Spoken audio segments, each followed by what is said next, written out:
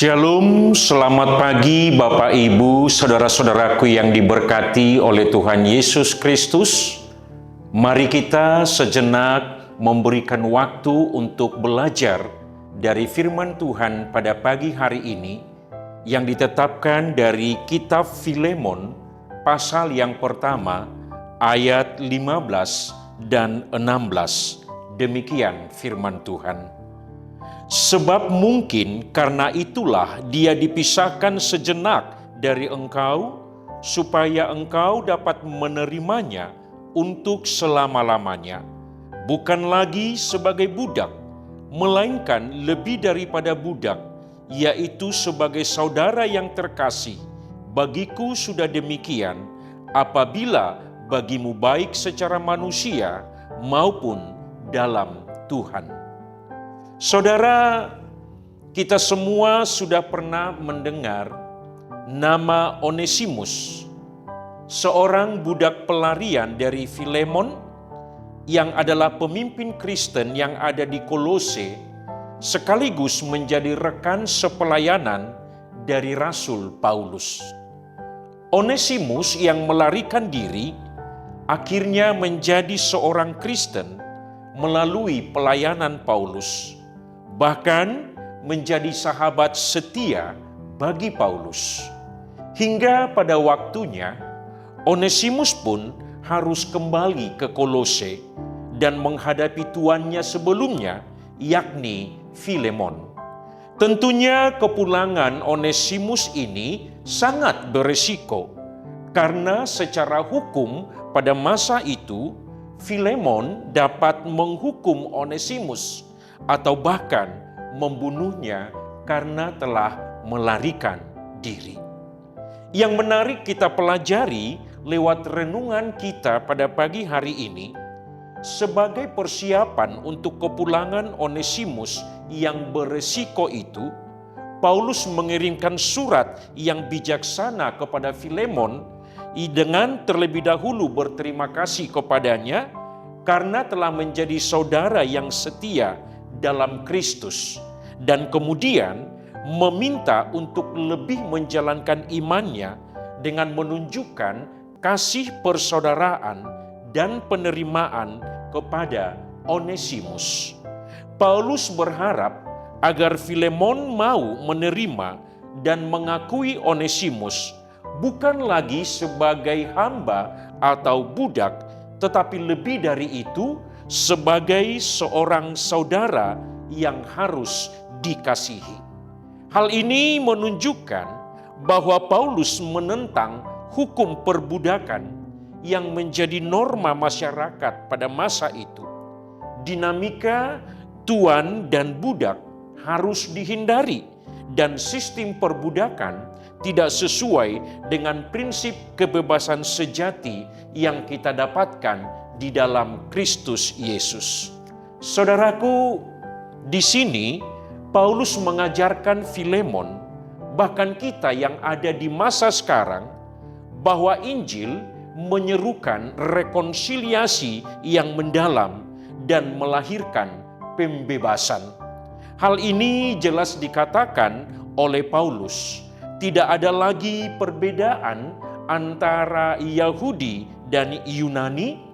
Tidak ada lagi perbedaan antara budak dan orang-orang merdeka.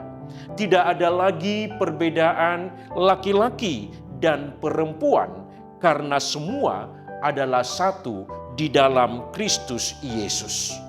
Kita semua orang percaya di dalam Kristus adalah satu keluarga. Tidak ada yang lebih unggul dari yang lain, dan tidak ada yang merasa memiliki terhadap yang lain. Saudara-saudara, kita pun masing-masing pernah melarikan diri seperti Onesimus.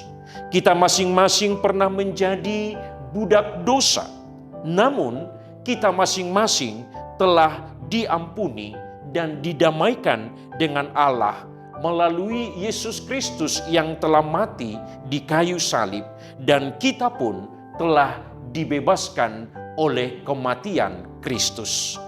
Saudara, kiranya kebenaran ini dapat menyegarkan hati kita, karena Yesus pun tidak malu menyebut kita sebagai saudara, seperti tertulis dalam Ibrani 2 ayat 11.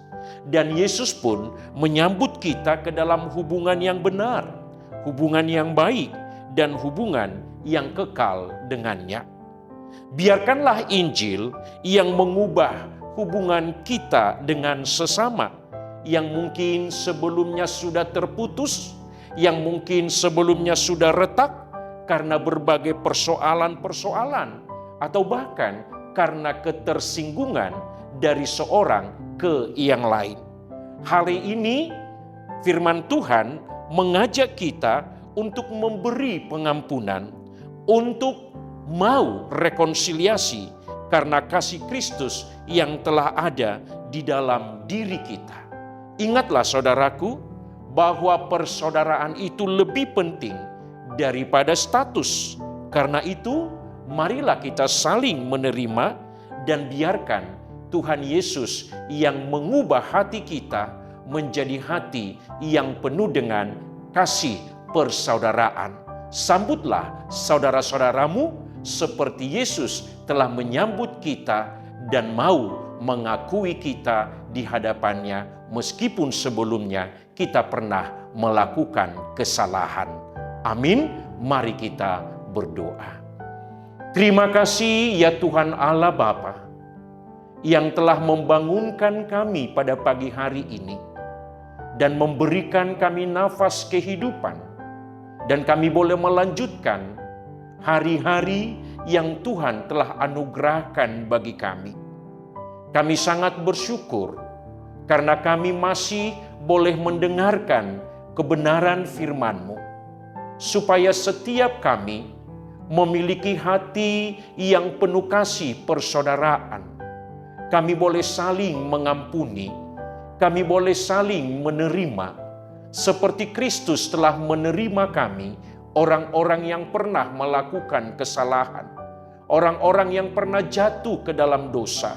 Maka demikianlah kami boleh saling memperbaiki hubungan, relasi satu dengan yang lain. Kalau mungkin ada sakit hati, kalau mungkin ada ketersinggungan, biarlah kami boleh saling mengasihi, saling mengampuni, sama seperti Tuhan telah mengampuni kami.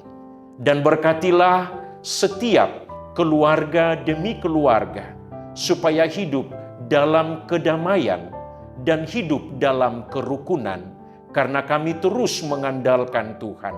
Berkati juga seluruh jemaat-Mu, mulai dari anak-anak sekolah minggu, remaja, naposobulung atau pemuda, bahkan seluruh kaum bapak dan kaum ibu, sampai kaum lanjut usia yang ada di tengah-tengah gereja-Mu.